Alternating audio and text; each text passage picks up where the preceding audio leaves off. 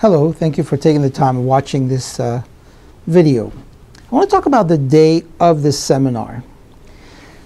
It's hard to say whether or not you're a good speaker. It's even difficult for me to assess whether or not you enjoy speaking.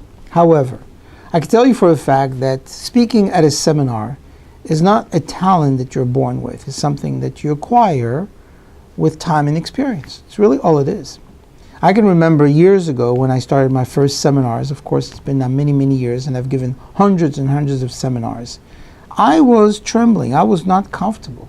But with the time, you learn what to say, and you realize that it's not that difficult as long as you're confident. And there are a few key points that you have to remember. Be honest with the people.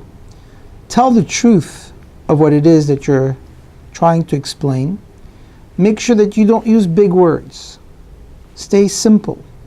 Last but not least, if you make a mistake, just say, let me rephrase this, and you'll be comfortable with that.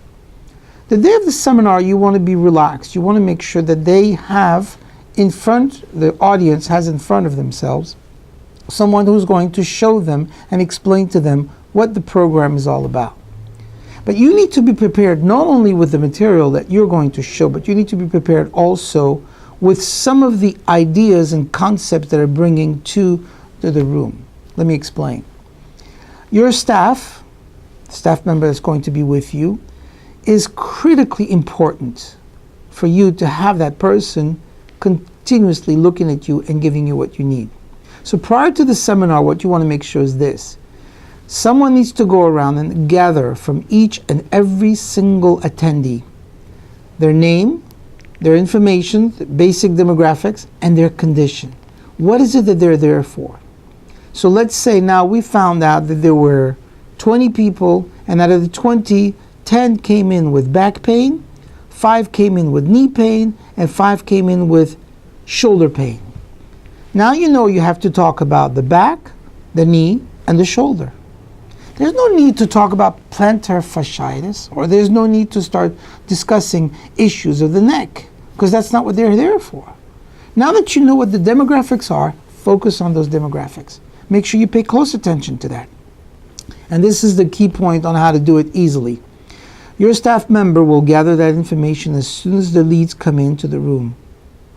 Make sure that they give you a sheet, which is very simple database, concept that you filled out, and it shows how many people and how many backs, how many knees, and how many shoulders. That's all you've got to do. So now walking around, as you're speaking to your audience and you're making your pitch, you realize who they are and you realize what they are. Okay, that's number one. Number two, now that you know what these conditions are, you want to identify these people and where they are sitting in that audience. So it's easy to say, how many of you noticed in here have said you have a low back pain? Please raise your hand. So now you realize certain places in the room, and these are the people with the low back pain. And you know there are 10 of them because it tells you that on your sheet. Second, how many of you have the problem with the knees?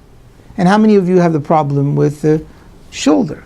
Now you know exactly what's going on in the room, and you can kind of fluctuate from one to the other, but knowing approximately where the people are will give you a great idea of what to focus on. That's one thing to do to make sure that you're in touch with the audience. Something else which is very important. And I mentioned this in the manual that Attitude Marketing provided you with. If you've gone with them, if not, it's something that you should remember. That is, you want to make sure that at all times, you have contact face-to-face with each and every single person. So if the audience is in front of me right here, I'm going to be speaking to each person at a time. And as I'm speaking, I'm rotating slowly but surely across the room, and every single person, eye-to-eye contact. Don't be just focused on one person. And even though if that person has a question, speak to them, and at the same time, look back at everybody. Make sure that every single person gets your eye-to-eye contact as though they were the only one in the room. Second key component. All right, here's the third key component that's very important. As you watch your audience, look at them closely. Watch their body movements.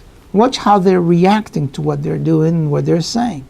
If they're asking a question, find out whether or not the answer that you've given them was beneficial and was necessary to answer what their question was. Did it answer their question in the way that they feel better, or do they still have a question? Do they look at you and they go, I see. If they still show some type of a doubt, then that means you haven't answered their question. And there's nothing wrong with you asking them, did I answer your question? Did you get the information?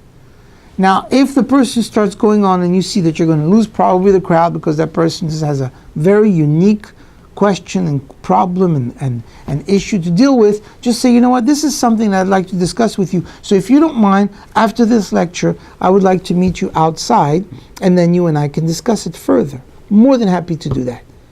You've taken care of their issue, you've answered also their question, and at the same time you let them know that this isn't for now. All right, one last thing before we finish this video. Once you finish making your presentation, it's important to realize that all these people have listened to you for now 15, 20 minutes, and you've given them a lot of information. You've spoken about the things that you wanted was most important, but that was from your part. This is the time when you ask them, are there any questions? And you remind them throughout the lecture, if there are questions, please let me know. Ask me, I'm here for that. The more interactive, the better the communication and the greater the result you will have. Patients want to know that you're taking care of them. People like to know that you're paying attention to what their needs are and discussing with them things that are important, not to you, but to them. Remember, they're the ones with the condition. They're the ones that have the problem. They're the ones that have the questions. They're the ones that have the doubt. They're the ones that have the pain. So you need to address those issues. Again, very important to make sure that you know what the conditions are, where these people are sitting, what they're talking about. Make sure that it's interactive. At all times, address those issues more than everything else. And if by all means these patients have questions, answer it to them in such a way they'll feel comfortable about it. I thank you very much for taking the time. Thank you.